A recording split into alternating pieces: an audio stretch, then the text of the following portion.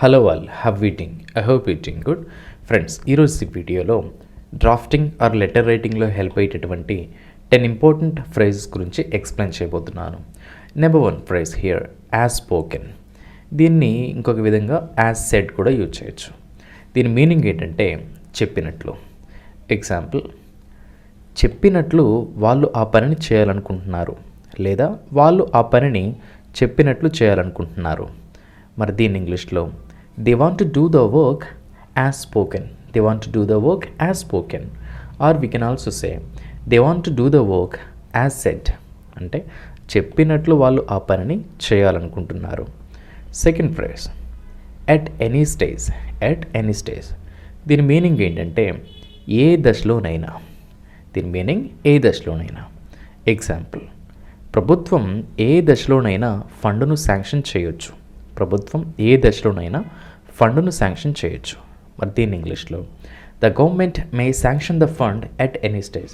The government May sanction the fund at any stage. అంటే ప్రభుత్వం ఏ దశలోనైనా ఫండ్ను శాంక్షన్ చేయొచ్చు.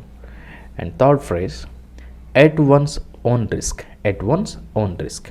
దీని మీనింగ్ సొంత బాధ్యతపై. సో ఫ్రెండ్స్, ఇక్కడ వన్స్ అంటే సబ్జెక్ట్ని బేస్ చేసుకొని యూజ్ చేయాల్సి ఉంటుంది. ఇప్పుడు అతను వచ్చిందనుకోండి, హిజ్ యూజ్ చేస్తాం. ఆమె వచ్చిందనుకోండి, హర్ యూజ్ చేస్తాం. వారు వచ్చారనుకోండి, దేర్ యూజ్ చేస్తాం. ఎగ్జాంపుల్ చూద్దాం. తన సొంత బాధ్యతపై అతను ఆర్డర్స్ని పాస్ చేశాడు. సో ఇక్కడ వన్స్ ప్లేస్లో మనం అతను వచ్చింది కాబట్టి హీజ్ యూజ్ చేస్తాం. తన సొంత బాధ్యతపై అతను ఆర్డర్స్ని పాస్ చేశాడు. మరి దీని ఇంగ్లీష్లో he passed the orders at his own risk. He passed the orders at his own risk. అంటే తన సొంత బాధ్యతపై అతను ఆర్డర్స్ని పాస్ చేశాడు.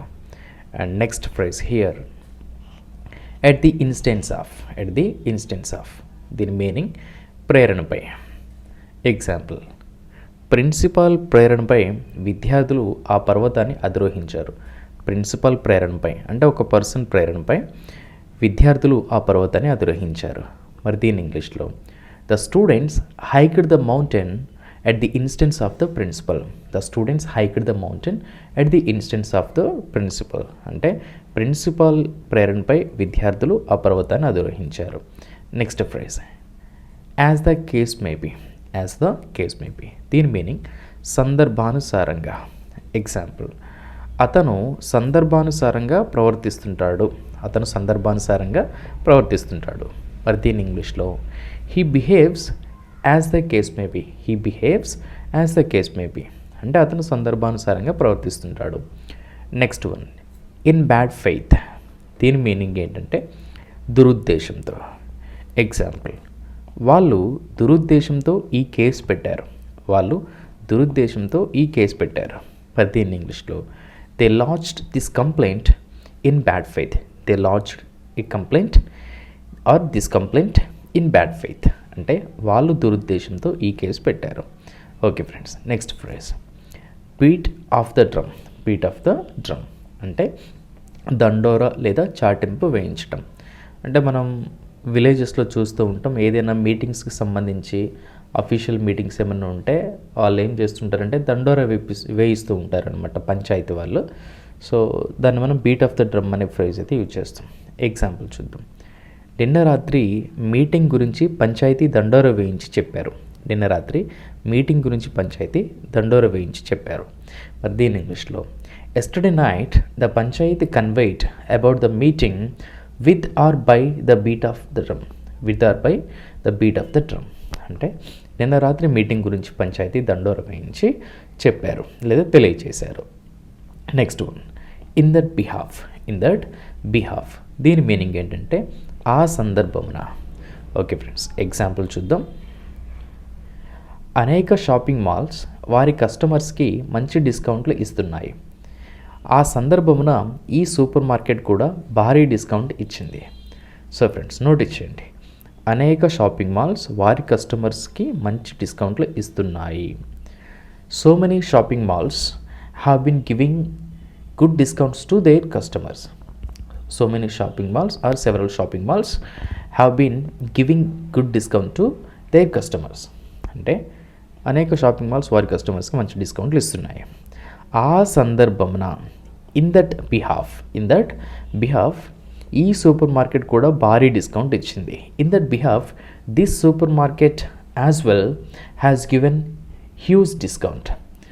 Okay friends, next phrase better accept the proposal. దీని మీనింగ్ ప్రతిపాదనను అంగీకరించడం మంచిది. ఎగ్జాంపుల్ చూద్దాం. సార్, మనం ప్రతిపాదనను అంగీకరించడం మంచిది ఎందుకంటే మనకు మరొక ఆప్షన్ లేదు. సో నోటీస్ చేయండి, సార్ మనం ప్రతిపాదనను అంగీకరించడం మంచిది. Sir we better accept the proposal అంటే మనం ప్రతిపాదన అంగీకరించడం మంచిది. బికాజ్ ఎందుకంటే మనకు మరొక ఆప్షన్ లేదు. We don't have other option అంటే ఎందుకంటే మనకు మరొక ఆప్షన్ లేదు. సో ఫ్రెండ్స్, ఇలా మనం ఈ బెటర్ యాక్సెప్ట్ ద ప్రపోజల్ని యూజ్ చేస్తాం.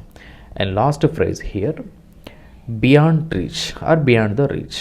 దీని మీనింగ్ అందుబాటులో లేని. ఎగ్జాంపుల్ చూద్దాం.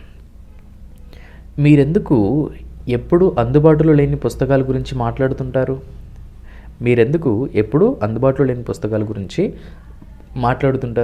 మరి దీన్ని ఇంగ్లీష్లో why do you always speak about or why do you always talk about the beyond reach books.